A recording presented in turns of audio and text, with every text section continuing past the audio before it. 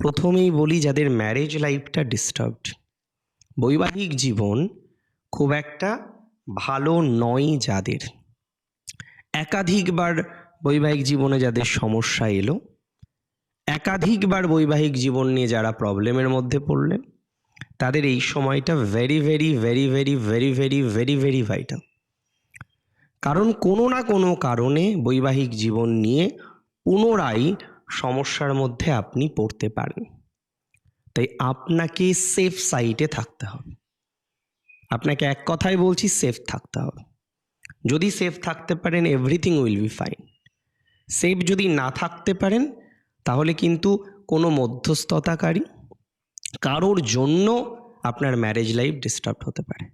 আমি খুব অবাক হই অন্যদের কথা ভেবে, যে যারা আপনার বিবাহিত জীবন নিয়ে খুব বেশি ইন্টারেস্টেড। আপনার সারাউন্ডিংসে কিছু লোক দেখবেন, কিছু মানুষ দেখবেন, আপনি কেমন আছেন, আপনার কোথায় সমস্যা হচ্ছে, সেগুলো নিয়ে তারা যেন বেশি চিন্তিত থাকে, বা অন্তত ভাব দেখায় বেশি চিন্তিত। এই মানুষগুলি থেকে সচেতন থাকতে হয়। কারণ অনেক ক্ষেত্রে আমি দেখেছি, প্র্যাকটিক্যালি আপনাদের বলি, এই মানুষগুলির কারণে না প্রবলেমগুলো আরও বেড়ে যায়। এই মানুষগুলির কারণে না চিন্তাটা যেন আরও বেড়ে যায়।